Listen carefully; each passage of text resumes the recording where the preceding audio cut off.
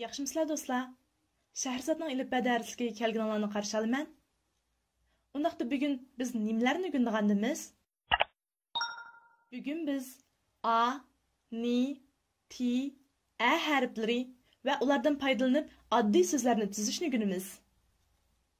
Undaqda boshlab ketamdiq. Birinchi harfimiz aydiki a. Aydiki a.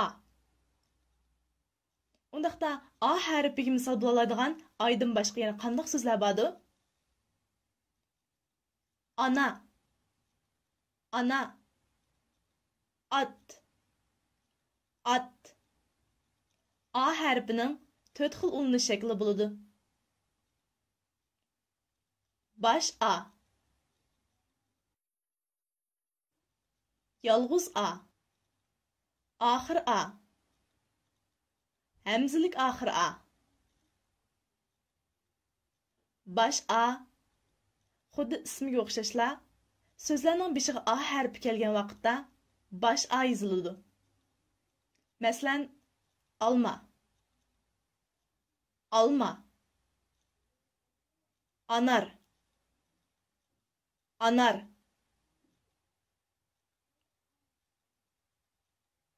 Yalğız a.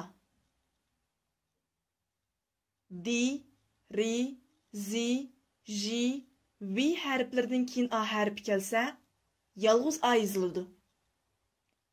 Masalan, dap. Dap. Qara. Qara. Rangdagi qara. Axir a. Bayamqi di, ri, zi, ji, vi harflaridan boshqa qolgan uzuk tovushlarning keyiniga a harfi kelsa, axir a yoziladi. Masalan, ata. Ata. Ata so'zida ikki a bor. Birinchi a so'zning beshida, shunglashqa bosh a yozildi. Ikkinchi a ti harfining keyinida ulanib kelgachga axir a yozildi. Ata. Ata. Şar. Şar. To'rtinchi ulanish shakli hamzilik axir a. Hamzilik axir a xuddi axir a o'xshash di, ri, zi, ji, vi qatorliq harflardan boshqa uzuk tovushlarning oxiriga ulanib yozildi. Lekin bu ikkisining o'xshamaydigan bir farqi shuki, uzuk tovushlarga axir a qo'shilgan vaqtda a to'liq aytilmaydi. Ammo hamzilik axir a qo'shilgan vaqtda a so'z ichidan to'liq aytildi. Masalan, axir a qo'shilgan ata. Ata. Ta. Lekin hamzilik axir ada un alg'u. Xalq ara. Biz un alg'u va ata bu ikki so'zni o'qib baqsaqlam, bu ikkisidagi farqni tushuna olamiz. Un alg'u. Un alg'u. Ata. Ata. İkinci harfimiz nandiki ni. Nandiki ni. Ni. Undaqda nandan boshqa yana nag'ra. Nag'ra. Navat. Navat. Ni harfining mu 4 xil ulanish shakli bor. Bash ni, o'ttir ni, axir ni, yalğız ni. Bash ni. İsmiga o'xshashla, so'zning beshida keladi. Naqsha. Naqsha. O'ttir ni. Xuddi kipinak o'xshash. Ni harfining oldi keyinda ulanadigan ikki harf bo'lgan vaqtda o'ttir ni yozildi. Masalan, kepinak. kepinak. Qaraydigan bo'lsak, ni harfining oldida i harfi, keyinda a harfi bor. Oxirni. Oxirni. Xuddi ismiga o'xshashla, tovushlarning oxiriga ulinib yoziladi. Masalan, tiyin. Tiyin. Yalg'uzni. Söz içirki ni harfi a, o, u, ö, ü qatarlıq sözlük tavuşlarının keyninden kelib və sözün ən axırda kelgan vaqtda yalğız ni qilib yozildi. Masalan, qo'g'in. Qo'g'in. Biz bir sözlük tavuş və bir üzük tavuş ügünüp bolduq. Ondaqda bu ikki tavuşdan biz addiy qilib bir bo'g'im yasab baqayli.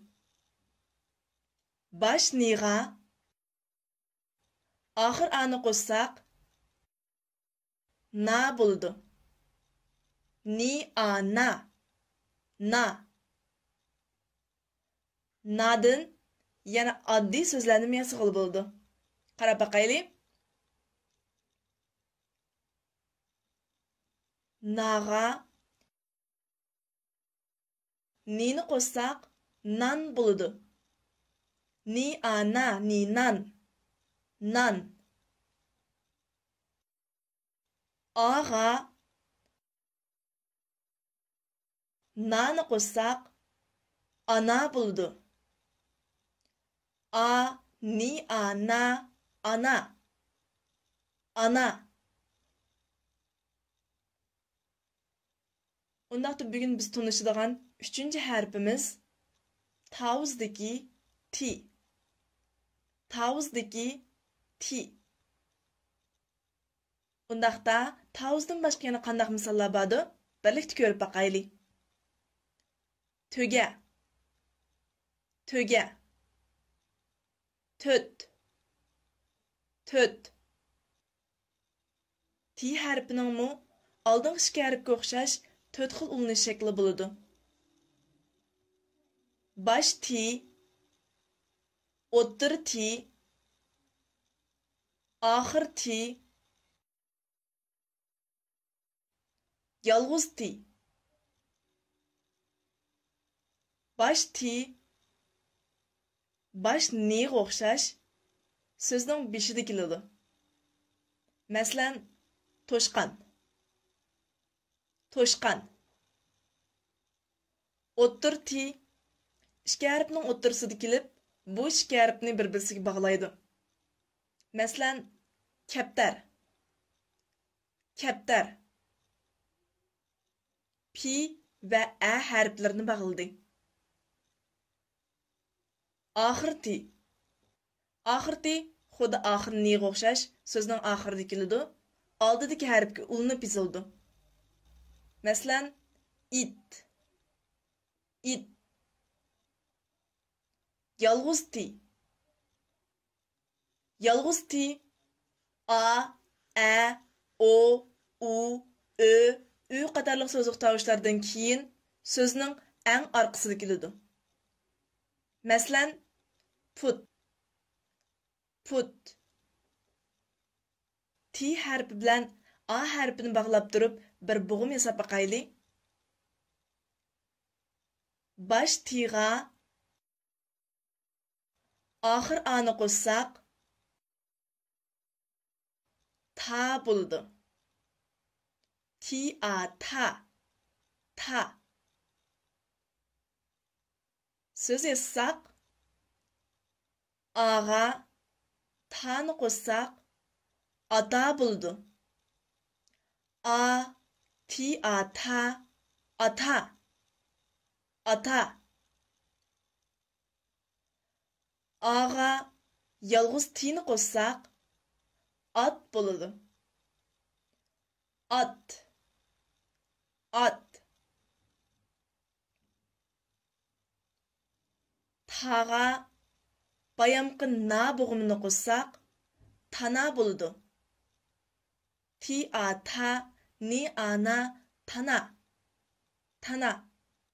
Tana deganimiz Rəsmdəkidək arğamçının inçikirək jipini göstərdi. Bugünkü ən axırqı hərfimiz əynəkdiki ə. Əynəkdiki ə. Ə. Məsələn, ətir. Ətir. Ədyal. Ədyal. Ə hərfinin mu 4 xil ulunu şəkli buludu. Baş ə, yalğız ə, axır ə, həmzilik axır ə. Baş ə, baş ağa oxşaş sözün bişida aytildi. Məsələn, ər, ər. Yalğız ə, di, ri, zi, ji, vi qatarlıq hərflərinin keynindən qoşub yazıldı. Məsələn, dəftər, dəftər. Axır ə, axır ə. Yuqarıda aytilgan di, ri, zi, ji, vi qatarlıq hərflərdən başqa üzük tavuşlarının keynindən kelген vaqtda axır ə qılıb yazıldı. Məsələn, pələk, pələk. Ən axır həmzilik axır ənin ulunuş qaydası həmzilik axır a'nın ulunuş qaydası bilan oxşaş. Axır ə qarğan çağda toluq aytildi. Məsələn, məşəl, məşəl. Həmzilik axır ə bilan axır əni fərqləndiriş üçün oxşaş usulda ikki sözni fərqləndirib oqub baxsaq buludu. Məsələn, pələk, pələk. Məşəl, məşəl. Pələk, məşəl. Aldıdakisiga axır ə qo'shildi, keyingisiga həmzilik axır ə qo'shildi. Ondaqda bugun o'rgangan ikki uzuk tovush bilan ə harfini qo'shib turib bo'g'im yasab baqayli. Baş niga axır əni qo'shsaq nə bo'ldi? Ni ə nə, nə, nə. Baş tiga axır əni qo'shsaq tə bo'ldi.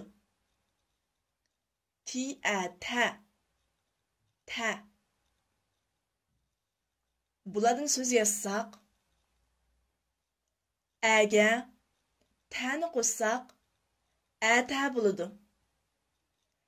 Ə, ti ətə, ətə, ətə.